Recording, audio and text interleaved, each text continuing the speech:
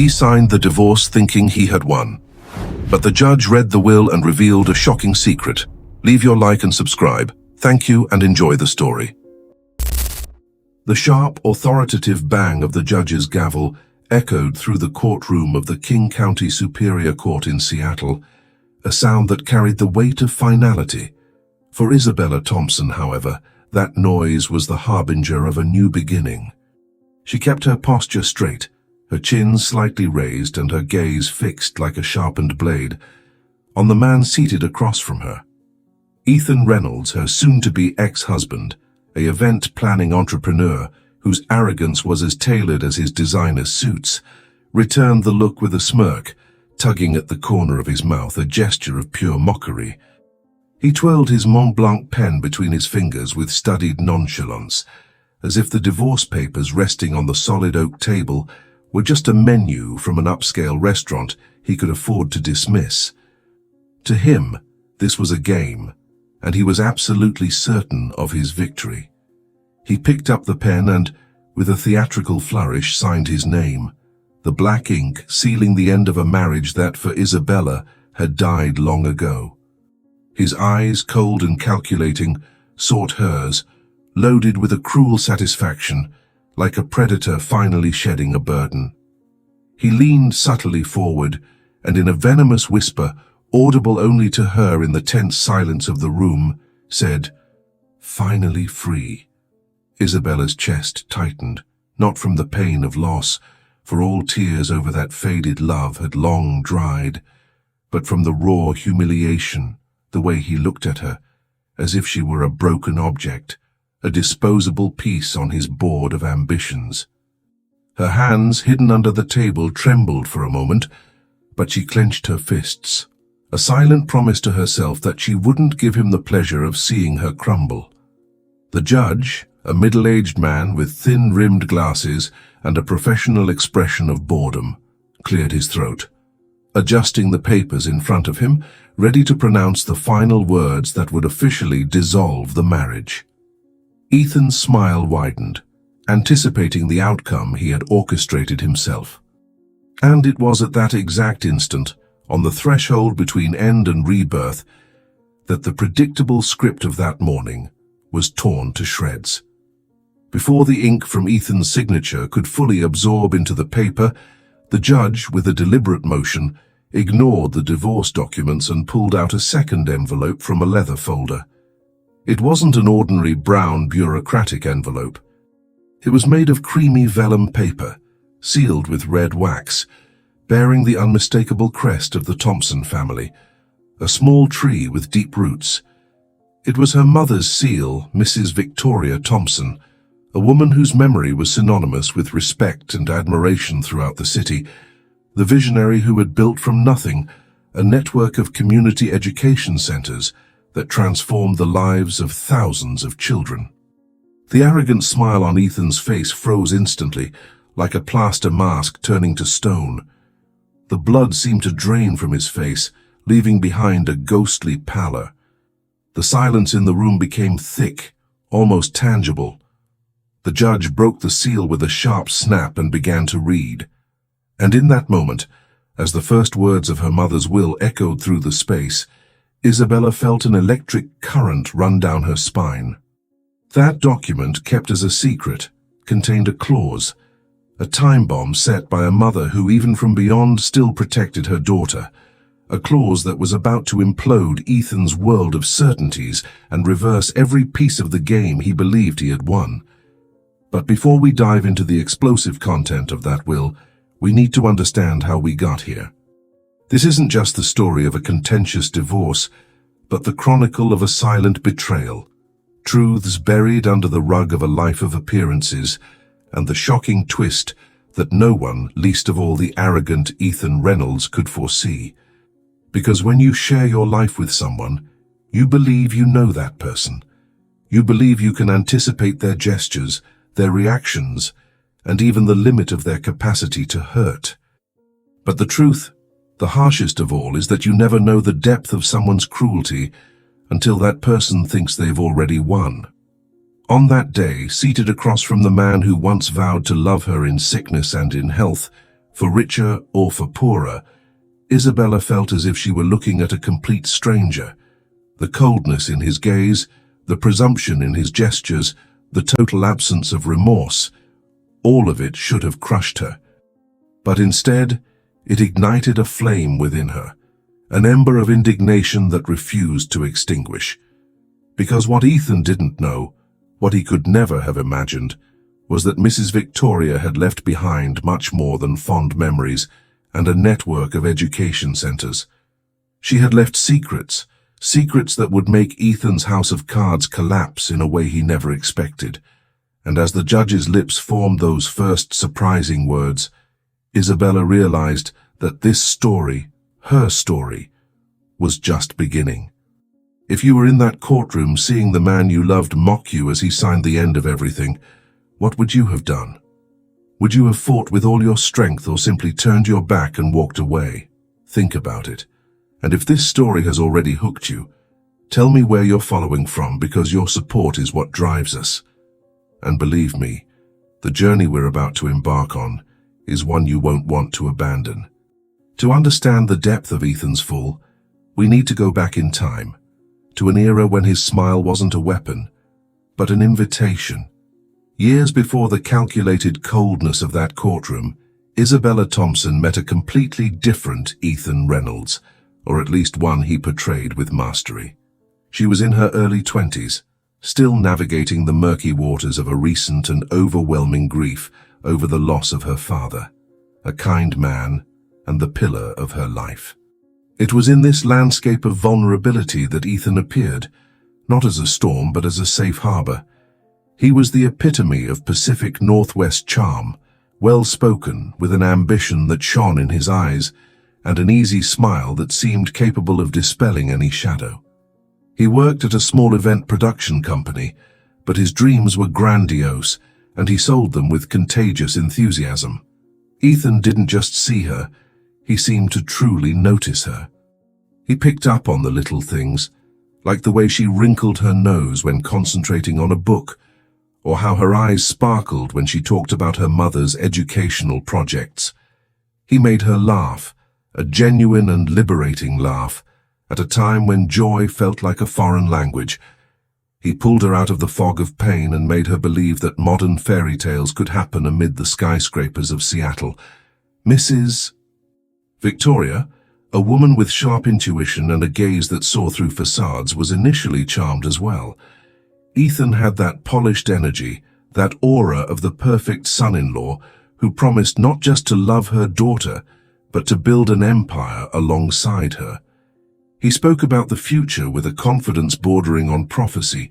However, a mother's caution is a primal and powerful instinct.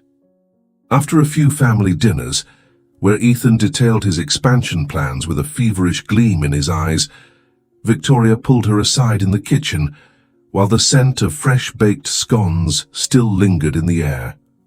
"My daughter," she said in a low but firm voice, "pay attention to how his eyes light up more when he talks about money than when he talks about you. Men like that build castles, but they don't always invite us to live in them."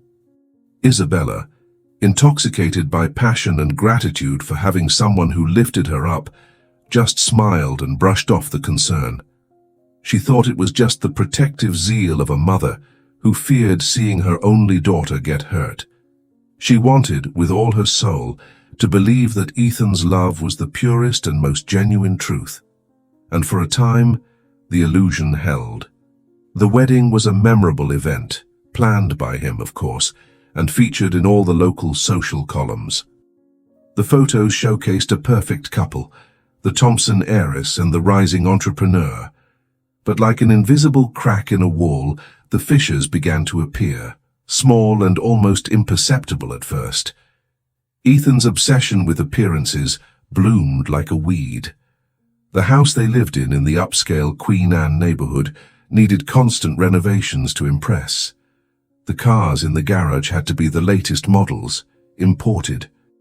And the social circles they moved in were rigorously selected for their networking potential. Isabella, who grew up watching her mother dedicate her life to a greater purpose, felt more and more like a luxury accessory in his life. He wanted her to be the perfect hostess, organizing dinners for people she barely knew and whose empty conversations exhausted her. He demanded she wear outfits that communicated power, ditching her comfortable flats for heels that tortured her, all to compose the image of success he so desperately wanted to project. When she tried to resist, when she gently tried to pull him back to the simplicity of the values her parents had taught her, Ethan's veneer wore thin, revealing a darker facet.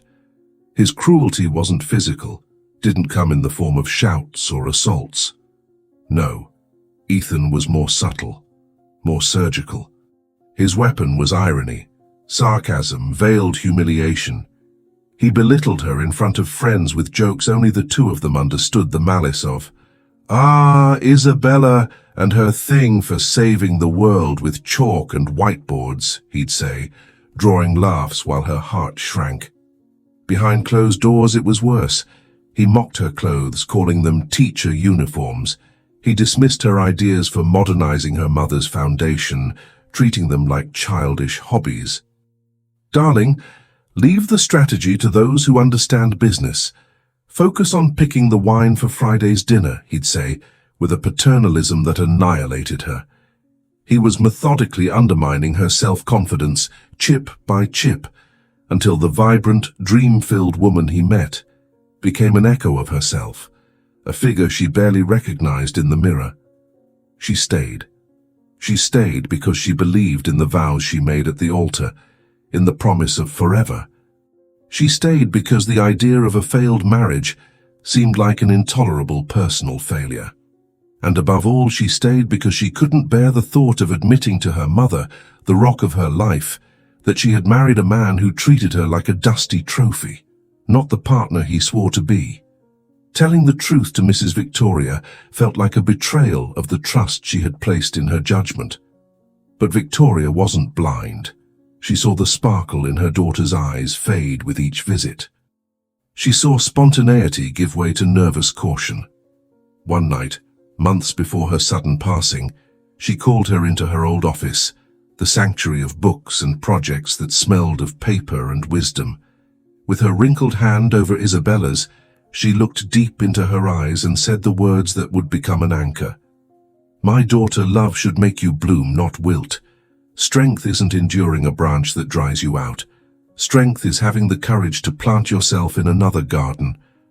Those words haunted her, echoing in her mind, especially after her mother was gone. And as Ethan became bolder in his cruelty, more brazen in his contempt, Isabella realized her mother had seen the truth long before she had the courage to face it. Even so, she didn't leave. Not until the betrayals became undeniable, not until she discovered things that made her question if she had ever, at any point, truly known the man she shared her bed with. And it was this spiral of disillusionment that led them to that courtroom, to the day he signed those papers with a victorious smile, believing he had reduced her to nothing. Little did he know that, in the sealed envelope the judge held, a mother's love and sharp vision would prove he had underestimated not just Isabella, but above all, the protective power of Mrs. Victoria Thompson. The breaking point, the moment when denial finally shatters against harsh reality, is rarely a grand event. Often it arrives in the quiet of an ordinary night, brought by a storm. That's exactly what happened on a rainy Thursday in November, a few months after Mrs. Victoria's funeral. The rain pounded outside with biblical fury, drumming against the window panes like impatient fingers. Isabella sat alone in the kitchen, the house's silence amplified by the storm's sound. The dinner she had prepared with almost automatic care cooled untouched on the marble table. Ethan had promised to come home early. "Just a quick meeting, my love, to close a sponsorship," he'd said. But the clock on the wall already showed past 11 at night. Her calls went straight to voicemail, a digital abyss swallowing her worries. She should have been used to it. The late nights, the vague excuses about networking and last-minute clients, had become the soundtrack of their marriage. But that night was different. The grief for her mother was still an open wound, and the loneliness felt heavier, more suffocating. Against her better judgment, against the voice in her head telling her to just go to bed and pretend she didn't care, she decided to wait. The hours dragged on, each tick of the clock a small blow to her chest. It was almost 1 in the morning when the beam of car headlights swept across the driveway. Isabella rushed to the living room window, her heart pounding an erratic beat of relief and apprehension. The relief died the instant she saw the scene. Ethan stumbled out of the driver's seat, laughing at something she couldn't hear. And clinging to his arm like a vine was a woman Isabella had never seen, in a red dress so short it seemed an insult to the cold rain, and platinum blonde hair that gleamed under the streetlight. Her laughter was loud, shrill, and she clung to him with an intimacy that left no room for doubt. He didn't even try to quiet her, as they staggered toward the front door, sharing a whispered secret that ended with another burst of her laughter. Isabella froze. The sound of blood pulsing in her ears drowned out the storm. For a fraction of a second, the instinct for self-preservation screamed at her to run upstairs, burrow under the covers, and feign deep sleep. Pretend she hadn't seen. Pretend she didn't understand. But something inside her, a rope that had been stretched by years of small humiliations and big disappointments, finally snapped. When the front door opened with a creak, revealing the drenched and giggling pair, Isabella wasn't at the top of the stairs. She was standing in the middle of the entry hall, arms crossed, a statue of ice in her own home. Ethan's smile faltered, just for a second, before the mask of arrogance settled back on his face. "Ah, Isabella," he said with forced casualness, as if he'd just returned from the corner store. "You're awake. This is Vanessa, our new marketing consultant. We were finalizing a strategy." Vanessa's perfume hit her before the words did. It was a sweet, cloying scent, unmistakably cheap and intimate. The woman sized her up with an insolent gaze and gave a smirk, running her hand over Ethan's shoulder as if marking territory. Isabella's stomach churned. "Finalizing a strategy," she repeated, surprised to hear her voice, though trembling, sound firm, cutting. "At 1 in the morning, smelling of whiskey and with a lipstick mark on your collar." Ethan let out a laugh. A real laugh, as if she told the funniest joke in the world. "You're being dramatic as always. Don't be paranoid, darling." Dramatic. It was his favorite word, the stamp he used to invalidate any of her feelings that inconvenienced him. It was the tool he used to make her doubt her own eyes, her own instincts.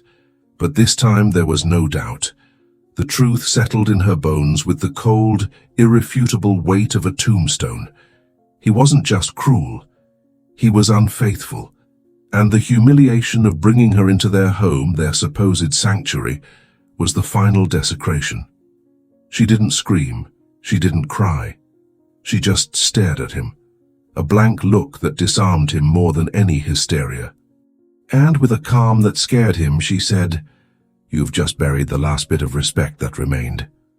The next morning, while Ethan snored in the guest room, drowned in his sleep of lies, Isabella sat at the kitchen table. The morning sun streamed through the window, indifferent to the cataclysm that had occurred in her life. Her mother's words echoed in her mind, no longer as advice, but as a commandment. Strength is having the courage to plant yourself in another garden. For the first time, she allowed herself to imagine a life without Ethan, without the insults disguised as jokes, without the solitary dinners waiting for footsteps that never arrived on time, without the constant need to pretend what they had was love. The image was terrifying, but beneath the fear, there was an undercurrent of relief, of freedom. It was the day the decision, once a dormant seed, finally germinated. She picked up the phone and dialed a number she hadn't used in years, but her heart never forgot. Lucas Harper, her childhood neighbor, her first and innocent teenage crush, the boy she'd exchanged notes with over the fence. Time had separated them, but she knew from news through mutual friends that Lucas had become a renowned lawyer known for his integrity and discretion. When he answered, his voice, now deeper but still with the same calm tone she remembered, was like a balm. She told him everything, her voice breaking as she described the previous night's scene. On the other end of the line there was no hesitation, just protective firmness. "Isabella," he said, and the use of her full name sounded like a call to the respect she had lost. "It's time for you to free yourself. I'll handle everything." That simple phrase was the lifeline she needed. The divorce was filed the following week. It was the beginning of the end of her marriage. And without her knowing, the true start of her life's turnaround. Ethan Reynolds' reaction to receiving the divorce summons wasn't surprise or sadness. It was pure, unbridled fury. For a man like him, whose identity was sculpted in the public perception of success and control, being left wasn't just a personal rejection, it was a public affront, a stain on his carefully constructed biography. The mask of the charming and patient husband fell, not just for Isabella, but for the world he worked so hard to impress. And beneath it revealed a cruel strategist, willing to use scorched earth tactics to win the war he himself had provoked. If he couldn't have her as a trophy anymore, then he'd turn her into an example, a warning to anyone who dared challenge him. The first salvo wasn't fired in a courtroom, but in the coffee shops, the elite Seattle WhatsApp groups, and the social columns that once celebrated him. The narrative he began to weave was insidious and effective. Isabella, the reclusive heiress, was unbalanced. The grief over her mother had emotionally destabilized her. The marriage he sighed to mutual friends with an Oscar-worthy performance ended because of her, due to her instability and paranoia. He was a master of manipulation, playing on insecurities and the thirst for gossip in high society. To his male friends, he painted Isabella as a frigid and demanding wife. To the women, he presented himself as the victim, a devoted husband who tried everything to save a broken woman. He used his network like an army. Journalists who owed him favors started publishing veiled notes about the personal crisis of the Thompson heiress. Friends who once embraced Isabella at events now averted their eyes, their greetings turning cold and hurried. The loneliness, which before was a ghostly presence on nights at home, now followed her in broad daylight, an invisible cloak of isolation. The lowest blow, however, was when he targeted her mother's legacy. Ethan, who for years had used the association with the Thompson Foundation to polish his own image, began poisoning the well from within. He called board members, planting seeds of doubt about Isabella's ability to manage the institution. "She's not well," he'd say with false concern. "I fear her impulsive decisions could compromise Victoria's life's work." He even co-opted long-time employees, people who had watched Isabella grow up in the halls of the centers, offering them consultancies at his events in exchange for loyalty and information. Isabella felt the ground open beneath her feet. The attacks weren't just lies, they were profanations. He was using her mother's memory, the most sacred thing to her, as ammunition. The public humiliations were like small razor cuts. One day, entering a restaurant she used to frequent with her parents, she heard her name in a whisper from a nearby table, followed by giggles. On another occasion, an old friend stopped her in a store to say, with venomous compassion, "Darling, if you need a good therapist, I know an excellent one. Ethan is so worried about you." Each incident was a reminder that his war wasn't about the divorce. It was about annihilating her reputation, her identity. It was Lucas who kept her standing. In his understated office, away from prying eyes, he was the embodiment of calm. He listened to each new report of humiliation, his face hardening, but his voice remaining steady. This is what he does, Isabella. It's the narcissist's playbook when wounded. He needs to destroy you to feel victorious. He wants you to shake, to scream, to lose control. That would validate his lie that you're unstable. Don't give him that pleasure. Let him spend all his ammunition. We'll document everything. Every lie, every phone call, every planted note. He's giving us the weapon to defeat him. Despite Lucas's unshakable logic, the emotional weight was devastating.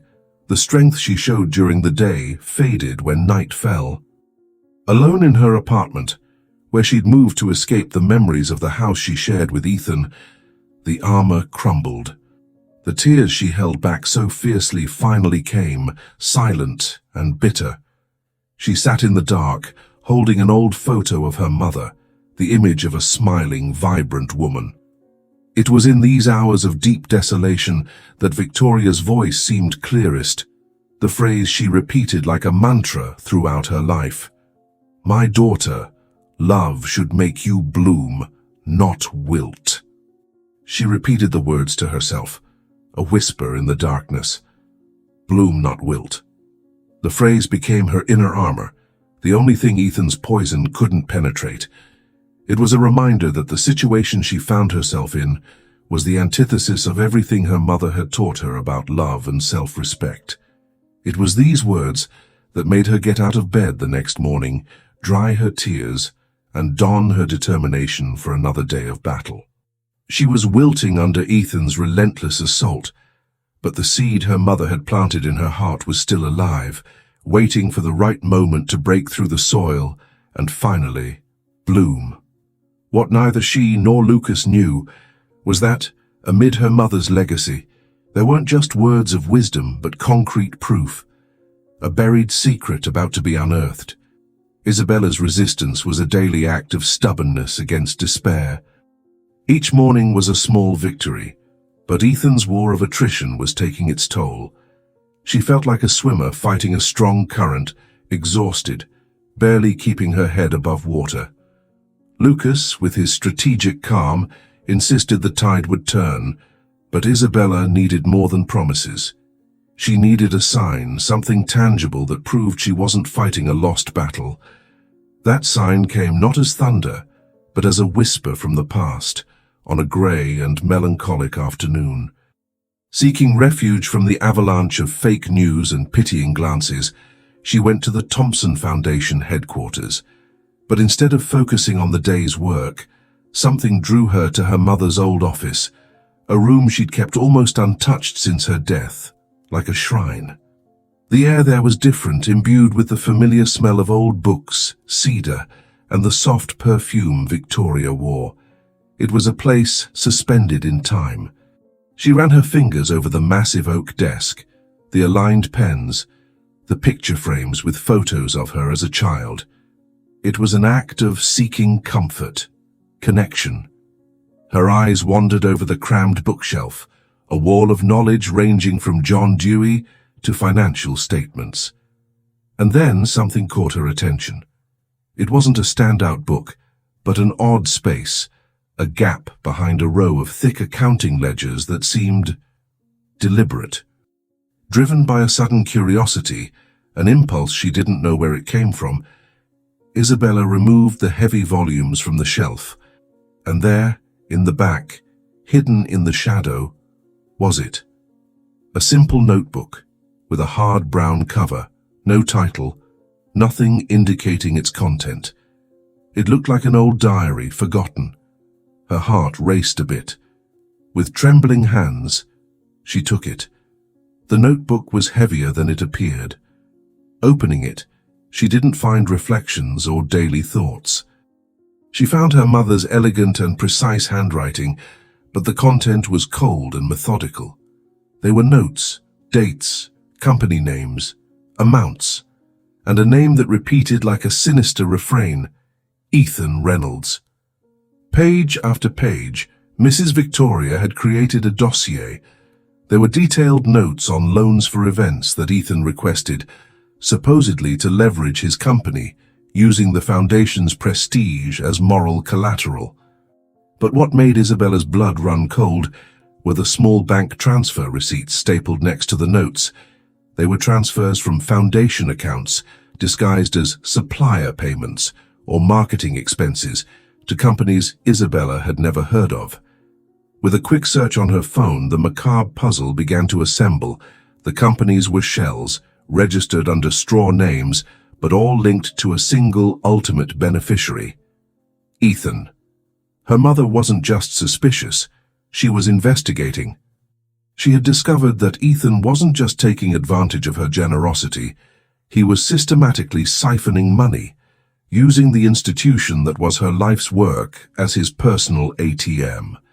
The pain of the betrayal was overwhelming, but beneath it, a new emotion surged, fierce and powerful, the fury of justice. Her mother hadn't been fooled. She knew, and she had left a map, a loaded weapon, waiting for her daughter to find it. Isabella didn't wait. With the notebook pressed against her chest like a shield, she drove straight to Lucas's office. She burst into his room unannounced, her eyes shining with a mix of tears and fire. She placed the notebook on his desk without a word. Lucas, seeing the urgency on her face, opened it.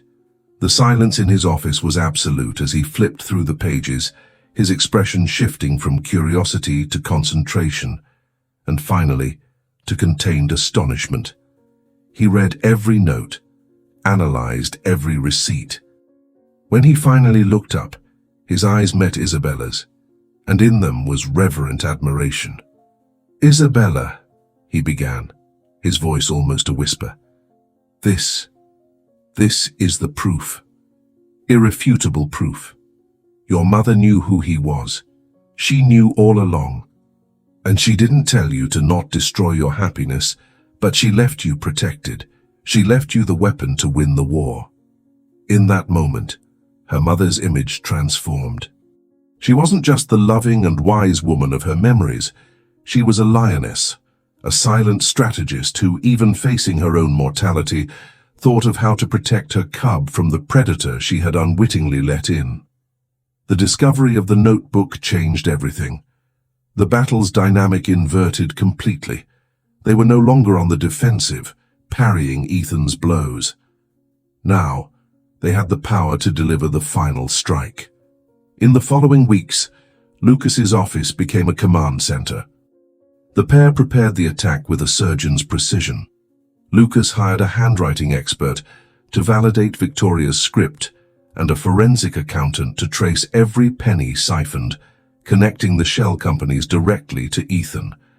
They left no loose ends. The plan was simple and devastating: not to present the proof beforehand, not to give Ethan time to prepare a defense. They would detonate it in the middle of the hearing, at the climax of the drama he himself had created. On the day of the trial, the atmosphere was as Ethan had planned. He was relaxed, confident, exchanging smiles with his lawyer. He believed this would be the day the judge would stamp his narrative, declaring Isabella incapable and granting him a favorable divorce. When Lucas stood up, he did so with theatrical calm, and then he presented the notebook to the judge. "Your Honor, we have new evidence that sheds a definitive light on Mr. Reynolds' character." Ethan frowned, confused. His lawyer protested, but the judge, intrigued, accepted the document. Silence fell over the room as the magistrate leafed through the brown notebook. With each page turned, his expression grew more severe. He paused, adjusted his glasses, reread a passage, and then raised his eyes, fixing them on Ethan with icy coldness. Ethan's mask of confidence began to crack. The judge cleared his throat, and his voice sounded firm, each word a nail in the coffin of Ethan's credibility. "According to these notes and receipts, meticulously recorded by the late Mrs. Victoria Thompson, Mr. Ethan Reynolds diverted resources from the Thompson Foundation and used the family's name and prestige for his own benefit, continuously and deliberately." Ethan's face paled. The color drained so fast, he looked like a ghost in his expensive suit. The smile, the arrogance, the certainty, all disintegrated in an instant. The mask didn't just fall, it shattered on the courtroom floor for all to see what lay beneath. The judge's verdict fell over the courtroom not as the sound of a gavel, but as the deafening silence following an explosion. The words, delivered with cutting gravity, dismantled Ethan Reynolds' universe, brick by brick. The magistrate, with the brown notebook still open before him like a sacred deed, declared null one by one all the frivolous and malicious allegations Ethan had made against Isabella. The narrative of emotional instability and imbalance, which he had woven with such care, dissolved into the air like smoke. Next came the coup de grace. The judge, looking over his glasses at Isabella, granted her not just the divorce on her terms, but full and unquestionable direction of the Thompson Foundation and the entire network of education centers, free from any future interference or claims by her ex-husband. And then, turning to Ethan, whose pallor now gave way to a furious red rising up his neck, the judge ordered that a copy of Mrs. Victoria's notebook and the forensic accounting findings be immediately forwarded to the prosecutor's office for a formal investigation into fraud, embezzlement, and misappropriation. The click of the judge's pen signing the judgment was the trigger. Ethan's composure, already in tatters, exploded. He jumped up, knocking his chair backward with a crash that made everyone startle. His eyes, bulging and bloodshot with rage, found Isabella's across the room. The mask of victim, successful entrepreneur, sophisticated man had pulverized, revealing the raw and desperate creature that always existed underneath. "You'll regret this, Isabella," he shouted, his voice hoarse and uncontrolled. His trembling finger pointed at her like a weapon. "You think you've won, you'll regret it bitterly." His lawyer tried to restrain him, but he shoved him away. The entire courtroom held its breath, waiting for Isabella's reaction. They expected tears, a shout back, perhaps fear. But the woman who slowly rose from her chair wasn't the same one who had entered that war. She stared at him, not with hate, but with an almost supernatural serenity, a calm forged in the fire of pain and humiliation. Her voice, when she spoke, wasn't loud, but it cut through the room's silence with the clarity of a bell. "No, Ethan," she said, and there was a universe of sorrow and liberation in her response. "Now I only regret the time I wasted believing in you." There was nothing more to say. The phrase hung in the air, an epitaph for the marriage and for the man he once pretended to be.